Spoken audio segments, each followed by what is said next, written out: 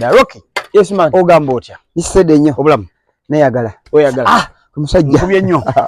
Wemanyi kyalinamu amaanyi. Nedda ssebo. Okola ki wano? Oba mbadde nkola ki? Siri? Zino ziri mmeka? Kakati sijja kuya nsonga nze nayita mulembe gwa kawunyemu.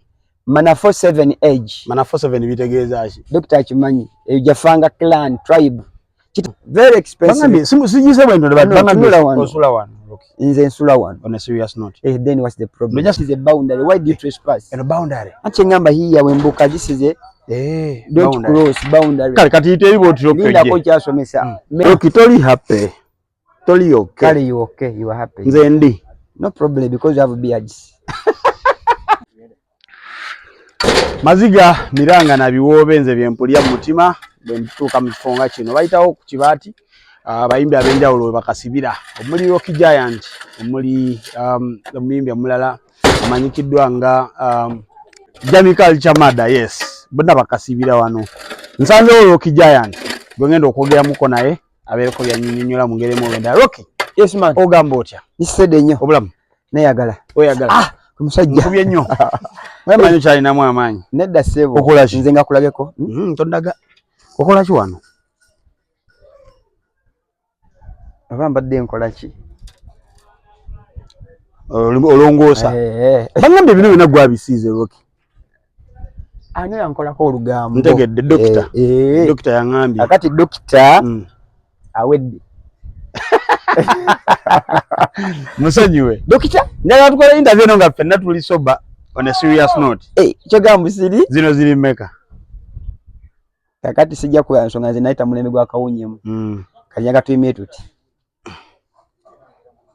Oli soba. 1 2 3 4 au nawedde 5 6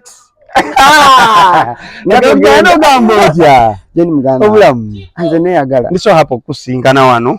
Nange wendiwo. Ambere eriwo ya buli omu kubaako kye yekolera ekisanyusa ye. Oba kifuna abagoberezi then no problem. Tekiriiko ba tekifuna. This time we have to be positive. Mulo Mukama bakola eddoboozi nze covid yankanganya muganda wange nze nalina ekibuli nge sisijuya nange sebula nga sina kyempulira nina ita mu covid ngamba so I'm very happy live and clear. Rocky toli happy toli okay. Kale you okay, you are happy. Nze ndi. No problem because you have beards. Okola kyo mukulongosa. Yes man. Njamu nga ndi mukola bange newe ya. Bitano kuvuga wano kabuke kano. Asebo. Kano kangu kabuko je. Era banange laba okola ku TV this is a boundary. Why do you trespass? And a boundary. Ache ngamba hiya wembuka this is a don't cross boundary. Kale kati ite ibo tirokeje. Linda ko kyasomesa. Men at work.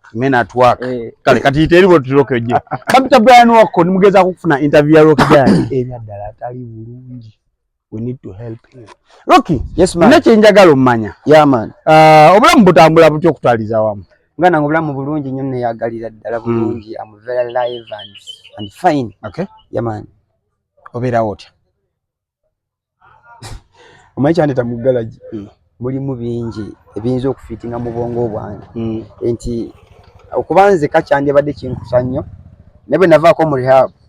Naye namanyira okuba n'abantu abangi. Bwava mu rehab waterera Rocky.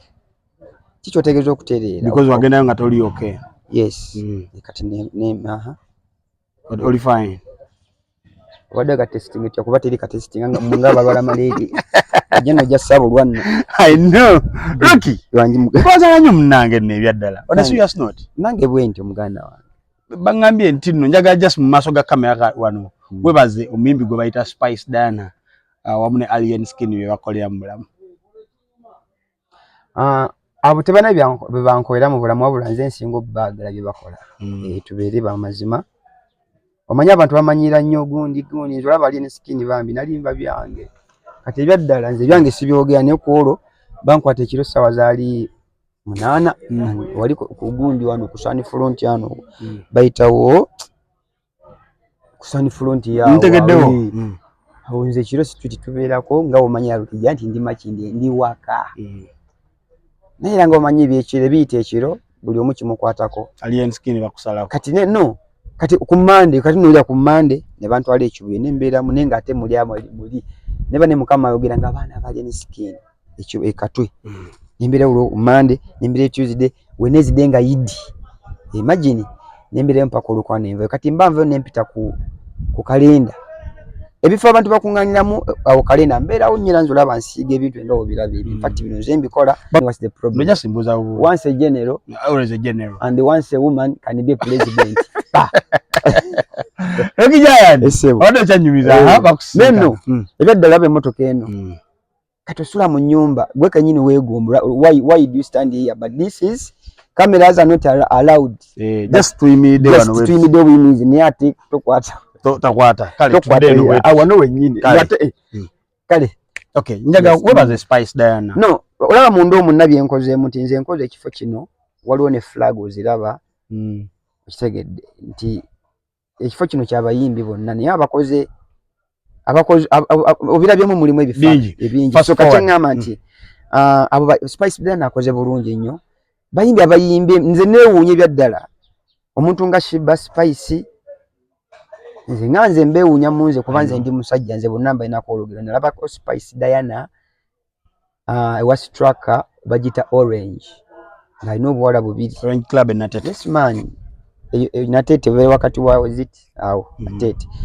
wenda ba Spice Diana nga nange ngenze kuyimbira tracker then ani Shiba oyo Shiba bamuyita Shania Twain so let's reward our thanking nga tetwogedde lwaki nga mambo bebaza so what I'm no lindako what I'm saying kino ekibati kyaffe nti munda mwaffe mwabayimbi interview tuzikolerewo bintu bisiga because nze art nze ndi rapper kati am beyond graffiti oba kitegede so graffiti graffiti choreography ebyo tugenda osomesa tetugenda genda ku TV nti remember federation ngande graffiti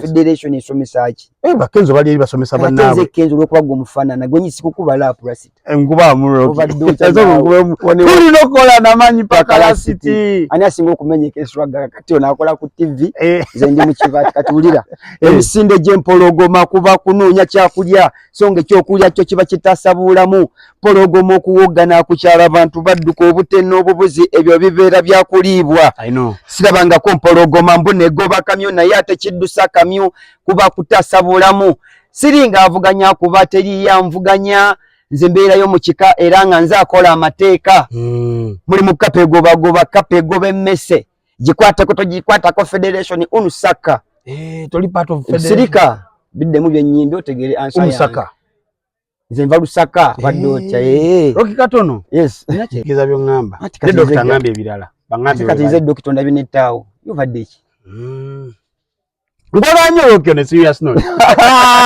ABCD awedde no mujja mukimanyi ngola nyo yadala nenga mu yadala Rocky okuba nsabula olwadala naye nsamu kama katonda yenayo nabikubalire mana 47 age mana 47 bitegeeza ki doctor akimanyi ejafanga clan tribe kitegeeza nini myaka 47 mana 47 aya naya 47 age inch ina the top 47 osobola gabanya nyane musanvu tosobola osobola then 47 just ogamba nti 4 + 7 nebera 47 kikube neraba